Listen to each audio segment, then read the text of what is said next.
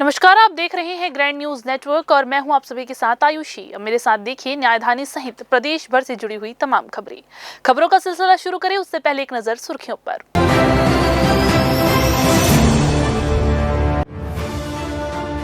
अच्छी सड़क तोड़कर नई बना रहा पीडब्ल्यूडी, जूना बिलासपुर की टूटी सड़कों की अनदेखी पर सवाल। अरसलान मौत मामले में नया खुलासा, पिता ने पुलिस और यूनिवर्सिटी पर लगाए गंभीर आरोप। स्कूल ड्राइवर की सड़क किनारे शराब दुकान के पास खून से लथपथ मिली लाश, हत्या से इलाके में फैली दहशत। और पत्नी की बार बार आत्महत्या की धमकी, मानसिक क्रूरता, हाईकोर्ट ने तलाक पर लगाई मुहर।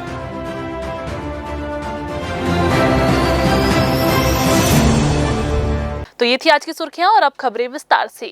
बिलासपुर में सड़कों की बदहाल स्थिति को लेकर सालों से सवाल उठ रहे हैं। आखिरकार पीडब्ल्यूडी विभाग ने लंबे इंतजार के बाद सड़क निर्माण और मरम्मत का काम शुरू तो किया है, लेकिन इस काम ने एक नई नाराजगी को जन्म दे दिया है। वजह यह है कि विभाग ने जिस सड़क को प्राथमिकता दी है वो पहले से ही साफ सुथरी और अच्छी हालत में है, जबकि जूना बिलासपुर की टूटी, उखड़ी हुई और गंदे गड्ढों में तब्दील सड़कें अब भी नजरअंदाज पड़ी हुई है।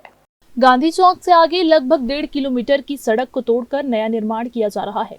ये वही सड़क है जो पहले से ही अच्छी हालत में थी। डिवाइडर मजबूत, सफाई बेहतर और गड्ढे लगभग ना के बराबर। ऐसे में क्षेत्रवासियों ने ये सवाल उठाना शुरू कर दिया है कि आखिर इस सड़क को दोबारा बनाने की क्या जरूरत थी। लोगों का कहना है कि विभाग को सबसे पहले जूना बिलासपुर की सड़कों को प्राथमिकता देनी चाहिए थी, जो वर्षों से खस्ता हाल पड़ी है। वहाँ हर दिन छोटे बड़े हादसे होते हैं, लोग वहाँ लेकर निकलने से डरते हैं, लेकिन शिकायतें, पत्राचार और कई बार चक्का जाम के बाद भी अधिकारी केवल आश्वासन देकर चुप बैठ जाते हैं। स्थानीय निवासियों का आरोप है कि पीडब्ल्यूडी विभाग साफ और अच्छी सड़क को तोड़कर नया निर्माण सिर्फ पैसों की बर्बादी और भ्रष्टाचार का रास्ता बना रहा है। उनका कहना है कि शहर को नई सड़कें चाहिए, लेकिन वही चाहिए जहाँ हालत सबसे खराब हो, न कि वहाँ जहाँ सड़क अभी भी उपयोग के लायक है। दिवाली के समय से पहले से ये रोड जर्जर है, जिसके लिए हमारे यहाँ के पूरे व्यापारी लोग ने यहाँ की कितनी बार मांग की है। यहाँ तक कि चक्का जाम किया गया, 15 दिन का आश्वासन भी दिया गया कि 15 दिन के अंदर आपका काम चालू हो जाएगा यहाँ का। इसको ना करके जो अच्छी खासी रोड थी, चकाचक थी, उसको बनाया जा रहा है। बेवजह का पैसा, जनता का पैसा मतलब वेस्ट हो रहा है उससे है, और लोगों का घर नीचे जा रहे, रोड ऊपर जा रही है। ये रोड को तो ऐसा इतनी ज़रूरत है इसकी, जबकि इसको पहले करना चाहिए था, उसको किया जा रहा है काम। ये गलत बात है ना। दिक्कत नहीं थी, उस सड़क को गांधी चौक से शिव टाकी तक पूरा अभी डामरीकरण किया जा रहा है, जबकि बहुत मामूली पेचिंग से वहाँ का काम चल सकता था। लाल फीताशाही का उदाहरण देखिए, अच्छे खासे डिवाइडर को ऊंचा करके ग्रिल लगा के कमीशन खोरी करने के लिए उसमें लाइटिंग की जा रही, ग्रिल लगाया जा रहा है। लेकिन ये जो पीड़ा एकदम जायज़ पीड़ा है, इसको दूर करने का कोई प्रयास उनके द्वारा नहीं किया जा रहा है। केवल बड़े बड़े वादे और सपने दिखाए जा रहे हैं कि 32 करोड़ रुपए सेंक्शन हुआ है, लाल खदान से नेहरू चौक तक सड़क बनेगी। अरे भैया, कम से कम पेचिंग ही कर दो, जब सड़क बनेगी तब बनेगी। पीडब्ल्यूडी के सड़क निर्माण फैसले ने शहर में असंतोष पैदा कर दिया है। लोग चाहते हैं कि विभाग सही प्राथमिकता तय करे और सबसे पहले उन इलाकों की बदहाल सड़कों को ठीक करे जहां लोग रोजाना परेशानी झेल रहे हैं। साफ और अच्छी सड़क पर सड़क बनाने का काम रोककर असली जरूरत वाली जगह पर ध्यान दिया जाए, यही बिलासपुर वासियों की मांग है। अब देखना ये होगा कि इस खबर के बाद पीडब्ल्यूडी विभाग कुंभकर्णी नींद से जागता भी है या फिर नहीं। कैमरामैन गोलू कश्यप के साथ भारतेंदु कौशिक की रिपोर्ट। बिलासपुर रेलवे जिसे देश के सबसे अधिक कमाई करने वाला जोन में गिना जाता है, लेकिन इसकी सुरक्षा व्यवस्था एक बार फिर से बड़े सवालों में घिर चुकी है। स्टेशन से गुजरने वाली एक मालगाड़ी ने पूरे सिस्टम की लापरवाही को बेनकाब कर दिया। ये मालगाड़ी हादसे को खुली दावत देती हुई नजर आई। हमारी टीम ने देखा कि मालगाड़ी के कई डिब्बों के वैगन गेट आधे खुले हुए थे और हैरान करने वाली बात यह है कि इन्हें मजबूत लॉक से नहीं बल्कि सिर्फ पतली सी तार से बांधा गया था। जरा सा झटका लग जाता तो ये गेट टूटकर प्लेटफॉर्म पर गिर सकते थे। सोचिए, यात्रियों, रेलवे कर्मचारियों और स्टेशन की संपत्ति पर कितना बड़ा खतरा मंडरा रहा था। ये पहली बार नहीं हुआ है, बिलासपुर पहले भी ऐसी भारी लापरवाही झेल चुका है। याद कीजिए पुराना फुट ओवर ब्रिज जिसे मालगाड़ी ने टक्कर मारकर नुकसान पहुंचाया था और रेलवे को करोड़ों की लागत से नया ब्रिज बनाना पड़ा था। इतिहास गवाह है कि रेलवे की एक छोटी सी गलती कितना बड़ा नुकसान पहुंचा सकती है और अब फिर वही गलती दोहराई जा रही है। स्थानीय लोगों ने भी गुस्सा जाहिर करते हुए कहा है कि भारत के सबसे ज्यादा कमाई करने वाले इस जोन में व्यवस्थाएं बदतर है। अधिकारियों के ऑफिस तो पीएम हाउस जैसे बन गए हैं, लेकिन जिन मालगाड़ियों से रेलवे करोड़ों कमाता है उनके डिब्बों की हालत खटारा से भी खराब है। ये रेलवे प्रशासन की खुली लापरवाही है। तमाम तरह के लदान यहाँ से होते हैं और रेलवे उसी में पूरे देश को चलाती है। लेकिन रेलवे जोन बिलासपुर के जो हालात हैं, आप यात्री गाड़ी की बात करें, मालगाड़ी की बात करें, मालगाड़ी की ही बात कर लेते हैं जिसमें लदान हो रहा है, जिसके कारण रेलवे अर्जित कर रही है। अधिकारियों के चेंबर में आप जाएंगे तो मुख्यमंत्री और प्रधानमंत्री कमरा फेल है, लेकिन आप स्टेशन पे जब ट्रेनों की हालत देखेंगे तो जो बोगियों के गेट होते हैं वो खुले रहेंगे। अगर बांधा भी जाएगा तो उसको ऐसे तार से या लोहे से कि अगर वो स्टेशन पे मान लीजिए खुल गया क्रॉस करते समय तो यात्रियों को चोट लगेगा। जो कर्मचारी उसमें काम करने जाते हैं, रिपेयरिंग के लिए जाते हैं, चेकिंग के लिए जाते हैं, उनको चोट लगेगा। तो रेलवे का ध्यान कमर्शियल हो चुका है। अब बड़ा सवाल ये है कि क्या रेलवे इस बार जागेगा? क्या जिम्मेदार अधिकारियों और कर्मचारियों पर कार्रवाई होगी या फिर हर बार की तरह मामला फाइलों में दबा रह जाएगा? इस लापरवाही की कीमत यात्रियों की जान से बड़ी नहीं है। बिलासपुर रेलवे को जवाब देना होगा। सुरक्षा सिर्फ दावे हैं या फिर सच में प्राथमिकता? कैमरामैन गोलू कश्यप के साथ भारतेंदु कौशिक की रिपोर्ट। बिलासपुर जिले में पीडब्ल्यूडी विभाग द्वारा सड़क मरम्मत का काम तो शुरू कर दिया गया है, लेकिन काम की जो गुणवत्ता है उस पर बड़े सवाल खड़े हो रहे हैं। कई स्थानों पर बड़े गड्ढों को भरकर छोटे गड्ढों को छोड़ दिया जा रहा है। कहीं सड़कों पर घटिया मटेरियल डाला जा रहा है तो कहीं मरम्मत सिर्फ खानापूर्ति की तरह की जा रही है। इन सारी खामियों को हमारी ग्रैंड न्यूज की टीम लगातार दिखाती आ रही है। पीडब्ल्यूडी की चलित प्रयोगशाला की टीम मौके पर पहुंची और चल रहे मरम्मत कार्य का गुणवत्ता परीक्षण शुरू किया गया। मोबाइल लैब में सड़क बनाने से इस्तेमाल हो रही डामर और डीबीएम का परसेंटेज जांचा जा रहा है। हमारी टीम ने जब लैब प्रभारी ब्रिजेश पेंड्रो से बात की तो उन्होंने बताया कि डामर का सही प्रतिशत बेहद जरूरी है। अगर कम डामर डाला जाए तो सड़क जल्दी खराब होती है और ज्यादा डामर डालने से भी सड़क की मजबूती घट जाती है। इसलिए सड़क निर्माण में जितनी जरूरत है उतना ही डामर उपयोग किया जाना चाहिए। अब बड़ा सवाल यही है कि क्या ये जांच सिर्फ कागजों में रह जाएगी या फिर पीडब्ल्यूडी विभाग इस पर सख्त कार्रवाई भी करेगा? क्या घटिया मटेरियल इस्तेमाल करने वाले ठेकेदारों पर कार्रवाई होगी? क्या विभाग खराब सड़कों की जिम्मेदारी तय करेगा? जनता अब उम्मीद कर रही है कि इस जांच के बाद जिले में सड़क निर्माण और मरम्मत का काम सिर्फ दिखावा नहीं बल्कि गुणवत्ता के साथ पूरा होगा। डीबीएम का काम चल रहा है। गांधी चौक से आगे 1.5 किलोमीटर का रोड है। इसमें थिकनेस 60 mm है और हम डीबीएम का बिटुमेन परसेंटेज निकाल रहे हैं ये इससे मोबाइल लैब से। इससे क्या फायदा रहेगा? मतलब इससे ये कि उन्होंने डामर कम तो नहीं डाल रहा है या ज़्यादा तो नहीं डाल रहा है। कम डालेगा तो नुकसान है, ज़्यादा डालेगा तो ब्लीडिंग होगा, तो उसको देखने के लिए कि तो सही डाला है। कितना प्रतिशत रहना चाहिए? 4.5 रहना चाहिए। तो अभी क्या पता चला? तो अब टेस्ट कर रहे हैं सर।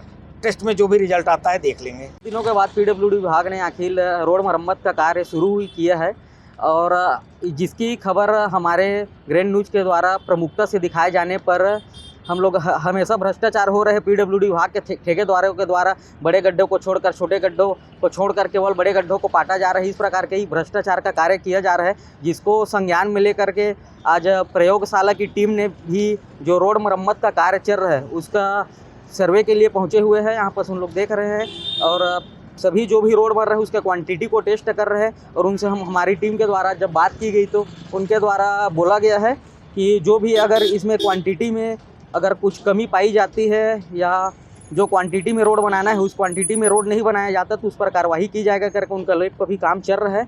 अब देखते हैं कि इस पर पीडब्ल्यूडी प्रशासन केवल कागजों तक सीमित रहता है या कोई कार्रवाई भी करता है। ग्रैंड न्यूज के लिए कैमरामैन गोलू कश्यप के साथ भारतेंदु कौशिक, ग्रैंड न्यूज बिलासपुर। बिलासपुर शहर के तिलक नगर में एक सार्वजनिक शौचालय लोगों की परेशानियों का कारण बन गया है। सुलभ की हालत इतनी जर्जर हो चुकी है कि लोग इसका इस्तेमाल करने से भी डर रहे हैं। टूटे दरवाजे, खराब दीवारें और गंदगी के बीच ये शौचालय अब सिर्फ नाम का ढांचा बनकर रह गया है। हालात ये है कि जर्जर सुलभ पर हर दिन असामाजिक तत्वों का डेरा लगा रहता है। आसपास काम करने वाले लोग, खासकर श्रमिक और दुकानों के कर्मचारी, मजबूरी में पास ही स्थित अस्पताल के पीछे खुले में शौच करने जाते हैं। इससे इलाके में गंदगी फैलती है और बीमारी का खतरा लगातार बढ़ रहा है। डेंगू, हैजा मलेरिया और संक्रमण जैसी गंभीर बीमारियां फैलने की आशंका भी यहां पर बनी हुई है। स्थानीय लोगों का कहना है कि ये शौचालय कई महीनों से खंडहर की तरह पड़ा है, लेकिन निगम ने अब तक इसकी सुध नहीं ली है। इलाके से रोजाना सैकड़ों लोग गुजरते हैं। ऐसे में खुले में शौच की स्थिति बेहद ही शर्मनाक और असुविधाजनक बन गई है। क्षेत्र के रहवासियों और दुकानदारों ने नाराजगी जताते हुए बताया कि इस शौचालय की मरम्मत बेहद जरूरी है। उनका कहना है कि अगर शौचालय जल्द ठीक नहीं किया गया तो बीमारी फैलने का बड़ा खतरा बन जाएगा। तिलक नगर का जर्जर शौचालय लोगों के स्वास्थ्य और स्वच्छता दोनों के लिए ही खतरा बन चुका है। स्थानीय लोगों ने मांग की है कि निगम तुरंत कार्रवाई करे और शौचालय को उपयोग लायक बनाने लोगों को राहत दे। ये है कि सबकी जन सुविधा के लिए तैयार कर देते तो ज़्यादा अच्छा रहता, कि जो इधर उधर घूमते रहते हैं उससे। शौचालय जो है उसमें वो जाने वाने की नहीं बन सकते, क्या समस्या आ रही है उसको? अब ये है कि वहाँ तो पूरा ख़राब हो चुका है, अब कोई जाने का क्या है, नदी नाले में तो जा नहीं सकते आदमी।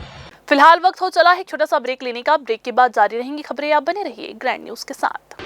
जहजया प्राइवेट ITI NCVT से मान्यता प्राप्त एंड ISO सर्टिफाइड 10वीं पास विद्यार्थियों के लिए 2 year electrician course, COPA 1 year course, computer operating and programming assistant course, best classroom facility, admissions open. Jayjaya private ITI, Riverview Colony, Koni, Bilaspur, Chhattisgarh.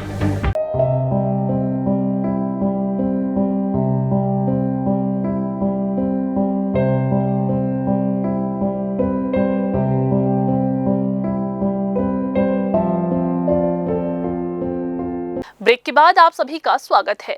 गुरु घासीदास केंद्रीय विश्वविद्यालय के छात्र अरसलान अंसारी की मौत का मामला अब और भी ज्यादा गंभीर होता जा रहा है। परिजनों ने SSP बिलासपुर को ज्ञापन सौंपकर आरोप लगाया है कि उनके बेटे की मौत कोई हादसा नहीं बल्कि हत्या है। पिता का कहना है कि उन्होंने 45 दिन पहले कोनी थाने में इसकी शिकायत दर्ज कराई थी, लेकिन आज तक उनकी FIR पर कोई ठोस कार्रवाई नहीं हुई। परिजनों ने विश्वविद्यालय प्रशासन और हॉस्टल प्रबंधन पर भारी लापरवाही और मामले को दबाने का आरोप लगाया है। शिकायत आवेदन में मृतक के पिता अरशद अयूब अंसारी ने लिखा कि उनके पुत्र अरसलान का शव 23 अक्टूबर को यूनिवर्सिटी परिसर के तालाब में संदिग्ध स्थिति में मिला। पिता का आरोप है कि अरसलान को जानबूझकर तालाब में फेंका गया क्योंकि शव पर चोट के निशान थे और कपड़े भी सामान्य स्थिति में नहीं थे। टी-शर्ट और अंडरवियर के अलावा कोई कपड़ा नहीं मिला। परिवार का कहना है कि 21 अक्टूबर की शाम से अरसलान का मोबाइल बंद था, लेकिन हॉस्टल प्रबंधन ने उन्हें समय पर कोई जानकारी नहीं दी। 24 अक्टूबर तक लगातार कॉल करने के बावजूद वार्डन द्वारा कोई जवाब नहीं मिला। आयूब अंसारी ने बताया कि उन्होंने कोनी थाने में शिकायत दी, परंतु 45 दिनों तक FIR में कोई कार्रवाई नहीं की गई और 6 दिसंबर को फिर मिलने पर भी सिर्फ पुराने जवाब दोहराए गए। ज्ञापन में ये भी कहा गया है कि पुलिस उन्हें कोई दस्तावेज नहीं दे रही है, सिर्फ पोस्टमार्टम रिपोर्ट देकर बाकी के लिए SP ऑफिस भेज देती है। मृत बेटे को न्याय दिलाने के लिए बिहार से 1000 किलोमीटर दूर से पहुंचे आयूब अंसारी को न पुलिस सुन रही है न ही यूनिवर्सिटी। विगत 45 दिन पहले मेरे बच्चे का मृत्यु हो गया हत्या के कारण। हम लोग 100 लेकर चले गए, लेकिन हमें कोई संतोषप्रद उत्तर नहीं लगा। आज भी घिसी पीटी निष्कर्ष हमको सुनाया गया। हम परसों यानी 6 तारीख को गए हुए थे कोनी थाना में, तो हमें संतोषप्रद उत्तर नहीं प्राप्त हुआ। क्या कुछ लग रहा है, क्या हुआ? मैं बोल रहा हूँ कि मेरे बच्चे की हत्या हुई। उन लोगों द्वारा बताया जा रहा है कि बच्चा मेरा फिसल कर गिर गया। कल मैंने जिस क्षेत्र में तालाब है, वो तालाब तो है नहीं, गड्ढा खोना हुआ है, उस क्षेत्र में जंगल झाड़ है, उसमें मेरा बच्चा जा ही नहीं सकता है। ना कोई दार्शनिक पहले से, ना घूमने वाला चीज़ है, ना बच्चा मेरा मछली मारता है, ना पानी की तरफ जाता है। घूमने वाली जगह होती, दार्शनिक से दर्शनीय होती तब न जाता। वो एक बेकार सा जगह है। 2 और तालाब थे उससे पहले जिसको क्रॉस करके गए हैं। उसके पहले अगर बच्चा को मेरा देखना था तालाब, तो उससे पहले एक खूबसूरत तालाब है जी। क्या मांग कर रहे हैं फिर आप शासन से?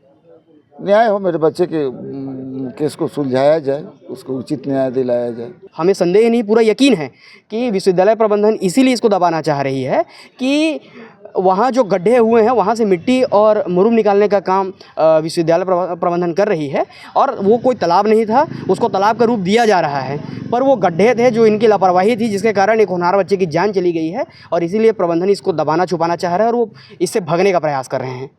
शिकायत में मृतक अरसलान के पिता ने सीधे सीधे विश्वविद्यालय प्रबंधन पर गंभीर आरोप लगाए हैं। उनका कहना है कि कुलपति, registrar, chief warden, hostel warden, सुरक्षा प्रभारी, प्रॉक्टर और DSW सभी इस घटना के लिए जिम्मेदार है, क्योंकि उनके संरक्षण में छात्रावास की सुरक्षा होनी थी। पिता के अनुसार अरसलान कभी आत्महत्या नहीं कर सकता और पूरा मामला एक गहरी साजिश की ओर संकेत करता है। आवेदन में लिखा है कि मोबाइल के 2 नंबरों में से एक नंबर बंद और दूसरा चल रहा था, पर इसके बावजूद कोई जांच नहीं की गई।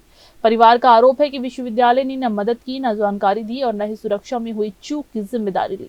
उन्होंने SSP से मांग की है कि सभी संबंधित अधिकारियों पर हत्या, लापरवाही और साक्ष्य छुपाने के आरोप में FIR दर्ज की जाए और जांच को तेज किया जाए। कैमरामैन राकेश मिश्रा के साथ पिंटू दुबे की रिपोर्ट। इधर बिलासपुर में आवारा कुत्तों को भोजन देने को लेकर बड़ी पहल हुई है। सुप्रीम कोर्ट की गाइडलाइन के बाद नगर निगम ने राजेंद्र नगर चौक के पास इसके लिए एक तय स्थान बना दिया है। मुख्य सड़क पर बोर्ड लगाकर ये बताया गया कि कुत्तों को खाना यहीं दिया जाए। निगम का ये सराहनीय कदम है, लेकिन इस पहल में एक बड़ी कमी ये भी रह गई जो अब चर्चा का विषय बनी हुई है। नगर निगम ने तो जगह तय कर दी, लेकिन वह भोजन रखने के लिए किसी भी तरह के टब या बर्तन की व्यवस्था नहीं की है। ऐसे में पशु प्रेमियों को मजबूरी में खाना सीधे सड़क पर ही रखना पड़ेगा। इससे सड़क पर गंदगी फैलने का खतरा बढ़ जाएगा और आसपास के लोगों को परेशानी हो सकती है। सुप्रीम कोर्ट के निर्देशों का उद्देश्य था कि वह आवासीय इलाकों में तनाव न बढ़े और कुत्तों को सुरक्षित निर्धारित स्थान पर भोजन मिल सके, लेकिन बिना टब या कंटेनर के यह व्यवस्था अधूरी साबित हो रही है। लोगों ने इसी पर कहा कि निगम ने जगह तय कर अच्छा कदम उठाया है, लेकिन आधी अधूरी व्यवस्था से समस्या खत्म नहीं होगी। जब टब नहीं होंगे तो खाना सड़क पर बिखरेगा ही। उन्होंने कहा कि भोजन देने के लिए स्थायी कंटेनर लगाए जाए ताकि भोजन एक ही जगह रहे और सफाई बनी रहे। जो लिखाया गया है वो अच्छा तो है, पर कुत्तों के लिए कुछ व्यवस्था रखना चाहिए कि कुछ जिसमें वो उसमें खाना डाल सके तो कुत्ते उसमें खा सके। अगर वैसा ऐसे ही डाल देंगे तो गंदगी होगा, तो उसके लिए कुछ व्यवस्था करना चाहिए, रखना चाहिए वहाँ कुछ, ताकि हाँ, गंदगी भी ना फैले और लोग उस डस्टबिन या जो भी है उसमें डालें। कुछ बाकेट रख देते हैं ताकि अपना कूड़ा कचरा वो गंदगी ना फैले और जो भी है पब्लिक यहाँ से आने जाने वाले उसी पे ही डाले। इससे गंदगी भी नहीं होगी, साफ सफाई अपना बने रहेगा। स्वच्छ भारत दिक्कत न जो रहता सफाई अपनी फैलाने चाहिए। जगह निर्धारित करना अच्छी पहल है, लेकिन व्यवस्था पूरी तब मानी जाएगी जब वहाँ साफ सफाई की पुख्ता सुविधा भी हो। पशु प्रेमियों की यह मांग है कि निगम बोर्ड के साथ साथ एक टिकाऊ टब भी लगाए ताकि मानवीयता और स्वच्छता दोनों का संतुलन बना रहे। कैमरामैन गोलू कश्यप के साथ भारतेंदु कौशिक की रिपोर्ट। बिलासपुर के लाल खदान स्थित होली क्रॉस स्कूल में एक विशेष कार्यक्रम आयोजित हुआ, जहां कृत्रिम बुद्धिमत्ता यानी AI को लेकर बढ़ती संभावनाओं और चुनौतियों पर चर्चा की गई। दुनिया तेजी से बदल रही है और ऐसे में जरूरत है कि लोग समझें कि AI आने वाले समय में कितना लाभदायक हो सकता है और कहां सावधानी बरतना जरूरी है। आज का दौर वो है जहां AI हमारी सोच, हमारे काम और हमारे कल को नई दिशा देने की क्षमता तो रखता ही है, साथ ही खतरा भी पैदा कर रहा है। आज AI हमारे जीवन को पहले से कहीं अधिक सुविधाजनक और तेज बना रहा है।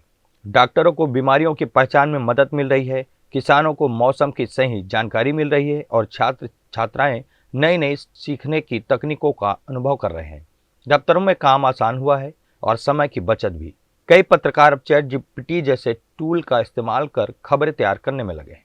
मशीनें अब हमारी भाषा समझने लगी है, हमारी पसंद पहचानने लगी है और मुश्किल सवालों के कुछ ही सेकंड में जवाब दे देती है।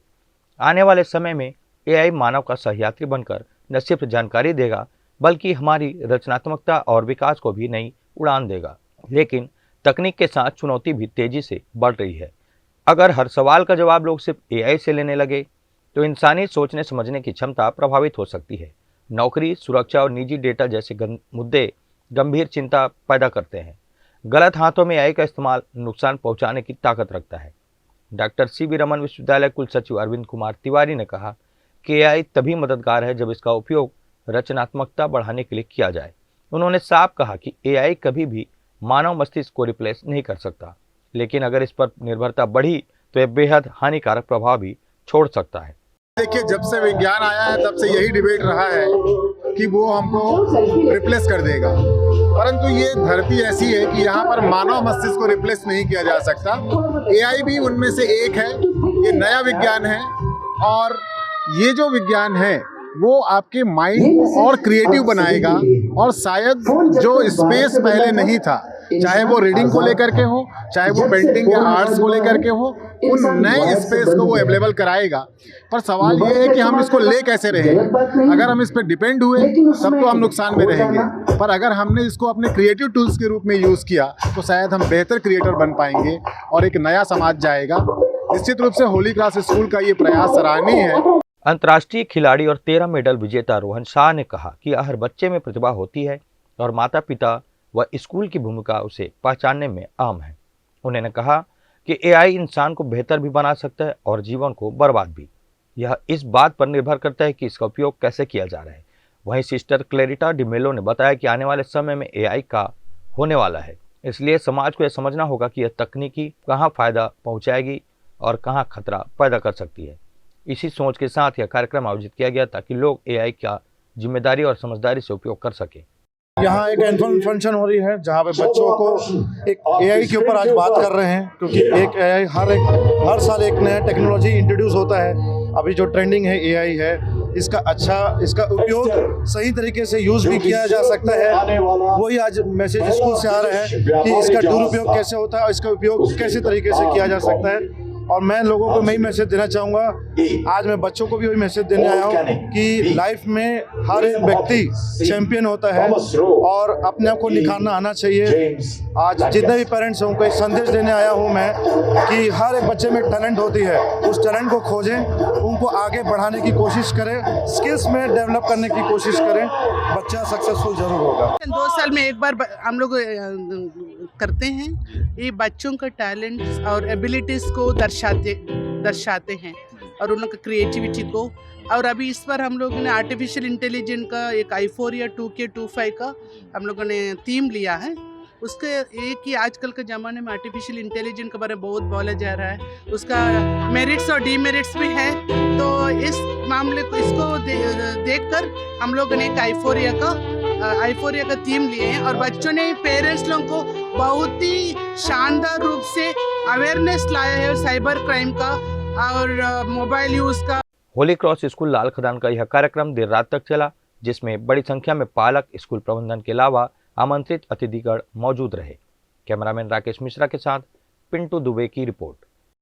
धान खरीदी प्रक्रिया शुरू होते ही किसानों के चेहरे भले ही खुशियों से खिल उठे हों, लेकिन तखतपुर क्षेत्र के कुछ किसानों को अब भी गंभीर समस्याओं का सामना करना पड़ रहा है।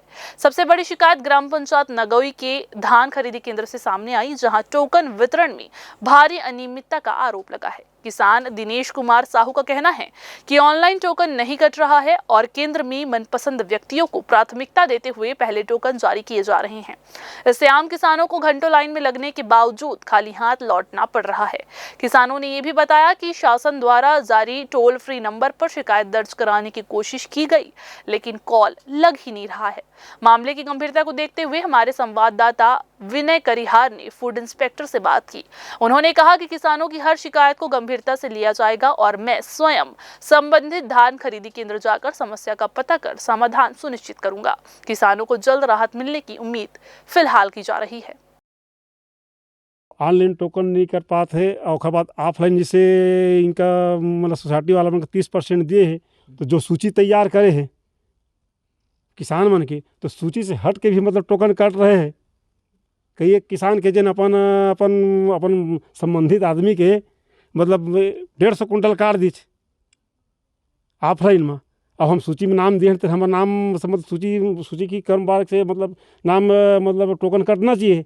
तो वही समस्या का देखते हुए जो फ्लैग समय गवर्नमेंट है वो फ्लैग सम जारी करे टोल फ्री नंबर कही जाए, वो नंबर में जो भी नंबर हो, जिला स्तर का नंबर हो या संभाग स्तर का नंबर हो, नंबर है वो नंबर में सरकार का फ़ोन लगाओ कि दे तो नंबर का उपलब्ध नहीं बतावा थे, तो फिर सरकार उस नंबर का पर वो टोल फ्री नंबर जारी करी सो है।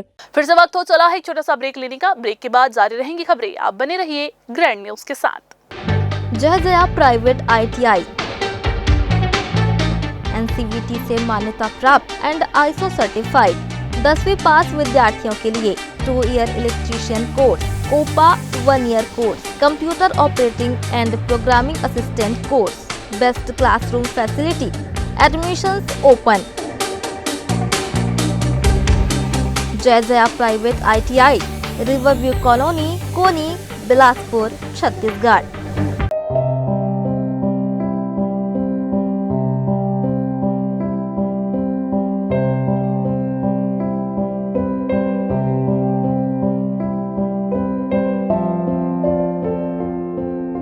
ब्रेक के बाद आप सभी का एक बार फिर से स्वागत है। बिलासपुर के सकरी थाना क्षेत्र में सोमवार सुबह एक दर्दनाक घटना सामने आई, जहां LCIT पब्लिक स्कूल बोदरी में काम करने वाले प्रहलाद कुमार का शव संदिग्ध हालत में मिला।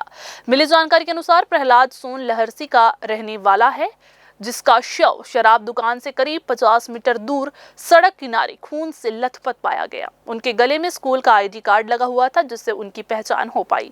वहीं पास में उनकी बाइक भी खड़ी मिली। शरीर पर धारदार हथियार से हमला किए जाने के निशान मिले हैं, जिससे अंदाजा लगाया जा रहा है कि उनकी हत्या रविवार देर रात की गई होगी। घटना की सूचना मिलते ही पुलिस मौके पर पहुंची और शव को पोस्टमार्टम के लिए भेजकर मामले की जाँच शुरू की गई है। पुलिस आसपास के क्षेत्रों से जानकारी जुटाने, CCTV देखने और कॉल डिटेल खंगालने की तैयारियां कर रही है, ताकि आरोपियों का पता लगाया जा सके।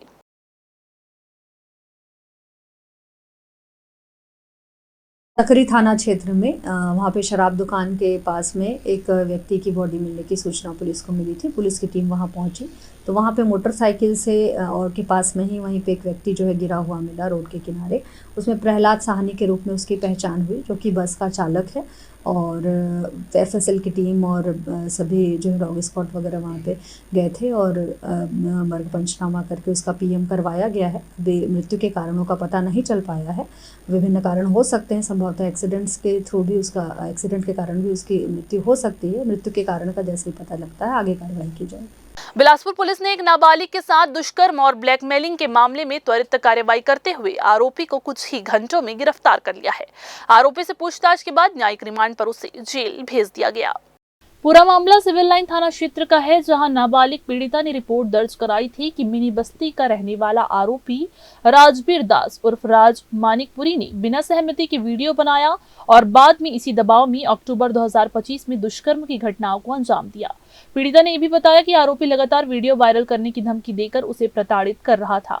मामले को गंभीरता से लेते हुए पुलिस ने IP आधारित साक्ष्यों और उपलब्ध सुरागों के आधार पर FIR दर्ज की और तुरंत आरोपी की तलाश शुरू कर दी। आरोपी राजबीर मानिकपुरी मिनी बस्ती का निवासी है। एक नाबालिग लड़की से उसके साथ बातचीत होता था और एक दिन उनके घर में गया। उस दिन घर में कोई नहीं थे। उसके साथ में कुछ वीडियो फ़ोटो बनाया था और उसको वो धमकी देता था कि मैं इसको वीडियो को वायरल कर दूंगा करके। और उसके साथ में फिर उसको बहला फुसला कर उसको सिरगिट्टी नया बस स्टैंड के पास किसी घर में ले गया और उसके साथ में दुष्कर्म किया, जिसमें आरोपी को BNS की धाराओं के तहत और IT एक्ट की धाराओं के तहत गिरफ्तार कर माननीय न्यायालय में पेश किया गया है।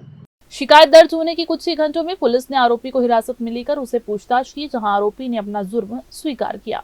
आरोपी पर पॉक्सको एक्ट के तहत मामला दर्ज कर आगे की कार्रवाई के लिए न्यायिक रिमांड पर जेल भेज दिया गया है। कैमरामैन राकेश मिश्रा के साथ पिंटू दुबे की रिपोर्ट। तखतपुर में बीती रात चोरी की वारदात ने एक बार फिर से सुरक्षा व्यवस्था पर सवाल खड़े कर दिए हैं। वार्ड क्रमांक 12 हाई स्कूल मैदान के सामने स्थित महादेव किराना पान मसाला स्टोर में चोरों ने पीछे के दरवाजे को तोड़कर प्रवेश किया और दुकान में रखी नकदी समेत करीब 15 से 20 हजार रुपए के मूल्य का सामान पार कर दिया। दुकान संचालक के अनुसार चोर देर रात दुकान के पीछे से अंदर घुसे और वारदात को अंजाम देकर फरार हो गए। सबसे चिंताजनक बात यह है कि पिछले साल इसी दुकान के बगल में 4 से 5 चोरी की घटनाएं लगातार कुछ महीनों के भीतर हुई थी, जिसके कारण पूरे क्षेत्र में भय और असुरक्षा का माहौल बना हुआ था। अब पुनः इस क्षेत्र में चोरी होना पुलिस की गश्त और सतर्कता पर गंभीर प्रश्न खड़े करता है। स्थानीय लोगों में आक्रोश है कि बार-बार हो रही घटनाओं के बावजूद चोर पुलिस की पकड़ से अब दूर है। अब देखना यह होगा कि तखतपुर पुलिस इस मामले में कितनी तेजी से कार्रवाई करती है या फिर ये मामला भी ठंडे बस्ते पर चला जाएगा। बिलासपुर जिले के सिपत थाना क्षेत्र अंतर्गत ग्राम कुकदा के पास बीती रात लगभग 3 बजे एक गंभीर सड़क हादसा हो गया, जिसमें कार क्रमांक CG04LN 4555 जो कोरबा जिले के हरदी बाजार थाना क्षेत्र के ग्राम बोईदा के ओढ़ाली डीह निवासी प्रशांत विश्वकर्मा की बताई जा रही है। बिलासपुर से अपने गृह ग्राम बोईदा लौटते समय अनियंत्रित होकर कार पलट गई। कार में कुल 4 लोग सवार थे। रास्ते में चालक को अचानक झपकी आने से वाहन नियंत्रण खो बैठा और कार सड़क किनारे पलटकर बुरी तरह से क्षतिग्रस्त हो गई। हादसे में चालक को हल्की चोट आई है, जबकि बाकी 3 साथी पूरी तरह से सुरक्षित है। हादसे का दृश्य देखकर स्थानीय लोग भी दंग रह गए, क्योंकि कार की छत, शीशे और सामने का हिस्सा बुरी तरह से दब गया और टूट गया है। गनीमत रही कि भीषण क्षति के बावजूद कोई गंभीर हताहत नहीं हुआ। फिर से वक्त हो चला है एक छोटा सा ब्रेक लेने का। ब्रेक के बाद जारी रहेंगी खबरें। आप बने रहिए ग्रैंड न्यूज के साथ। जय जया प्राइवेट ITI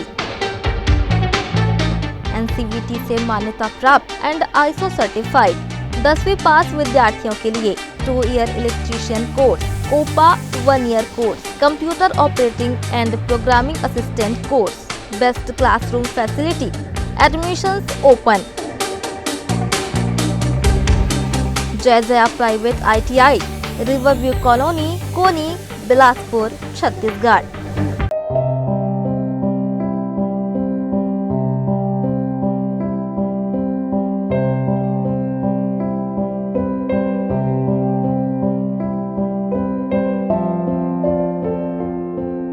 ब्रेक के बाद आप सभी का एक बार फिर से स्वागत है। छत्तीसगढ़ हाई कोर्ट ने एक महत्वपूर्ण फैसले में कहा कि अपनी पत्नी द्वारा बार बार आत्महत्या की धमकी देना मानसिक क्रूरता की श्रेणी में आता है और ऐसा व्यवहार किसी भी पति या पत्नी के लिए असहनीय स्थिति पैदा कर देता है। बलौद जिले से जुड़े इस मामले में पति ने बताया कि वर्ष 2018 में विवाह के बाद एक सड़क दुर्घटना के दौरान पत्नी ने अपने पिता को सूचना दी, जिसके बाद दोनों को भूत प्रेत का साया बताकर दरगाह में ले जाया गया। करीब 6-7 महीने तक लगातार दरगाह ले जाने के बाद और व्यवसाय में नुकसान होने पर पति ने दरगाह जाना बंद किया तो पत्नी उससे झगड़ने लगी और बाद में उस पर इस्लाम धर्म अपनाने का दबाव बनाने लगी। पति के मना करने पर पत्नी मायूस चले गई और लगातार आत्महत्या की धमकी देने लगी, जिससे मानसिक रूप से परेशान होकर पति ने फैमिली कोर्ट में तलाक का केस दर्ज कर लिया है। फैमिली कोर्ट ने तलाक मंजूर किया, जिसके खिलाफ पत्नी हाई कोर्ट पहुंची, लेकिन हाई कोर्ट की डिवीजन बेंच ने यह स्पष्ट रूप से कहा है कि आत्महत्या की धमकी देना गंभीर मानसिक उत्पीड़न है जो वैवाहिक संबंध को असहनीय बना देता है। अदालत ने पत्नी की अपील खारिज करते हुए फैमिली कोर्ट के तलाक आदेश को बरकरार रखा है। पूर्व सीएम के पुत्र चैतन्य बघेल की जमानत याचिका पर सुनवाई पूरी हुई है। आपको बता दें कि जस्टिस अरविंद कुमार वर्मा की कोर्ट में दोनों पक्षों ने अपनी अपनी दलीलें रखी। बचाव पक्ष ने कहा ट्रायल में देरी हुई इसलिए जमानत मिलनी चाहिए। दलील शराब घोटाले में कोई प्रत्यक्ष भूमिका नहीं, आरोप बेबुनियाद पाया गया। कोर्ट में बताया गया कि 2 करोड़ के ट्रांजैक्शन को लिकर स्कैम से जोड़ने का ठोस कोई आधार नहीं है। FIR 4 अक्टूबर 2025 के एक बयान के आधार पर दर्ज होने पर भी कई सवाल उठे। बहस के बाद कोर्ट ने दोनों पक्षों को रिटर्न सबमिशन देने के निर्देश दिए हैं। अब अगली सुनवाई में तय होगा कि चैतन्य बघेल को जमानत मिलती भी है या फिर नहीं। शौर्य दिवस के उपलक्ष्य में जिला बजरंग दल, RSS, विश्व हिंदू परिषद के पदाधिकारियों के नेतृत्व शौर्य यात्रा रैली कार्यक्रम का आयोजन किया गया। आपको बता दें इसमें जिले भर के कार्यकर्ता बड़ी संख्या में उपस्थित रहे। कार्यक्रम की शुरुआत वाल्मीकि जी की प्रतिमा पर माल्यार्पण से हुई, जिसके माध्यम से समाज में समभाव, जात पात से ऊपर उठकर एकता और समरसता का संदेश दिया गया। इस अवसर पर उपस्थित कार्यकर्ताओं ने हिंदू हिंदू भाई भाई का नारा लगाकर सामूहिक एकजुटता पर जोर दिया। कार्यक्रम में विहिप बजरंग दल के क्षेत्रीय संयोजक विश्ववर्धन भट्ट, प्रांत संयोजक शुभम नाग और जिला संयोजक गौरव धनकर सहित विश्व हिंदू परिषद जिला सुरक्षा संयोजक राजीव शर्मा के अलावा अन्य कार्यकर्ता भी शामिल हुए। आयोजकों का शौर्य यात्रा मनाने का उद्देश्य समाज को ऐतिहासिक घटनाओं की स्मृति दिलाते हुए सामाजिक जागरूकता और आपसी सहयोग को मजबूत करना है। इस बार ये दिवस वाल्मीकि जी की प्रतिमा के समक्ष माल्यार्पण कर समरसता के संदेश के साथ मनाया गया। बिलासपुर से एक अहम और मानवीय पहल की बड़ी खबर सामने आई है। आपको बता दें कि वार्ड नंबर 53 चिंगराजपारा में आज कुष्ठ रोग जागरूकता रैली का शुभारंभ किया गया। समाज को स्वास्थ्य के प्रति जागरूक करने के उद्देश्य से शुरू हुई ये रैली आने वाले कई दिनों तक क्षेत्र में घूम घूम कर लोगों को महत्वपूर्ण संदेश देती रहेगी। रैली की शुरुआत वार्ड के मुख्य मार्ग से हुई, जहां बड़ी संख्या में मितानिन महिलाएं, स्वास्थ्य कर्मचारी और स्थानीय लोग शामिल हुए। हाथों में जागरूकता के पोस्टर और बैनर लिए मितानिन महिलाओं ने पूरे उत्साह के साथ लोगों को संदेश दिया कि कुष्ठ रोग कोई अभिशाप नहीं बल्कि पूरी तरह से ठीक होने वाली बीमारी है। मितानिन महिलाएं घर घर जाकर लोगों से संवाद करेंगी, उन्हें उनके स्वास्थ्य से जुड़ी समस्याएं सुनाएंगी और जिन लोगों में कुष्ठ रोग के लक्षण नजर आएंगे उन्हें तुरंत अस्पताल तक पहुंचाने में मदद भी करेंगी। ये जागरूकता अभियान 8 दिसंबर से शुरू होकर 30 दिसंबर तक निरंतर चलेगा। इस दौरान वार्ड के हर घर तक स्वास्थ्य की सही जानकारी पहुंचाने का लक्ष्य रखा गया है। रैली की शुरुआत के मौके पर वार्ड पार्षद रेखा सूर्यवंशी ने भी लोगों से विशेष अपील की है। उन्होंने कहा कि बीमारी को छुपाना नहीं बल्कि समय पर जांच करना सबसे जरूरी है। पार्षद ने ये भी बताया कि सरकार द्वारा कुष्ठ रोग का इलाज पूरी तरह से मुफ्त उपलब्ध है और मितानिन महिलाएं हर कदम पर जनता को मदद करने के लिए तैयार हैं। कुष्ठ उन्मूलन कार्यक्रम है जो प्रतिवर्ष होता है, जो 8 दिसंबर से लेकर 31 दिसंबर तक चलने वाला है। क्या किया जाएगा इसमें मितानिनों द्वारा डोर टू डोर सर्वे है, जिसमें प्रत्येक घर की जानकारी ली जाएगी, जिसको लक्षण को बताते हुए पहचान कर उनको इलाज में मदद किया जाएगा। ये 8 तारीख से कुष्ठ का अभियान चालू होने वाला है, जो कि 30 तारीख तक रहने वाला है। जैसे सर्वे में जाते हैं तो हितग्राही क्या करते हैं, जैसे कि बहुत सारे कष्ट रहते हैं, बताते नहीं हैं, छुपा देते हैं। यहाँ खुजली है, यहाँ हाथ पैर में घाव हो गया है, तो ये हमारी बात को फैला देंगे, ऐसा करके करते हैं, जो कि हम लोग गुप्त रूप से रखते हैं और जांच करवाकर उनको उपचार कराकर जो हमारी यहाँ PSC है वहाँ भेजते हैं। उस प्रकार से हम लोग उपचार करते हैं और ये जो रोग रहता है उसको हम लोग गुप्त रूप से रख रहते हैं। आज का कार्यक्रम है राष्ट्रीय कुष्ठ उन्मूलन, जिस पे हम लोग पूरे भारत में कुष्ठ को मुक्त कराना है। तो इस पे आज से कार्य शुरू हुआ है, जो कि 8 दिसंबर से 31 दिसंबर तक चलेगा। इस पे मैं सभी अपने वार्डवासी के माता बहनें भाई लोग सभी से निवेदन करूंगी कि जिस घर में भी हमारी मितानिन दीदी जा रहे हैं और हमारे समिति के दीदी लोग भी सहयोग कर रहे हैं इस पे, तो उस घर में कोई ऐसा ना छिपाए कि दाग धब्बा जो भी है समस्या उसको बताए खुलकर, क्योंकि सही समय पर अगर हम लोग को जानकारी मिलेगी तो हम लोग उस बीमारी से मुक्त हो सकते हैं। कुल मिलाकर चिंगराजपारा में शुरू हुई ये जागरूकता रैली न केवल स्वास्थ्य का संदेश दे रही है बल्कि लोगों में विश्वास भी जगा रही है कि समय पर इलाज मिले तो कुष्ठ रोग पूरी तरह से समाप्त किया जा सकता है। ये पहल आने वाले दिनों में बिलासपुर के स्वास्थ्य सुधार में महत्वपूर्ण भूमिका निभाएगी। कैमरामैन गोलू कश्यप के साथ भारतेंदु कौशिक की रिपोर्ट।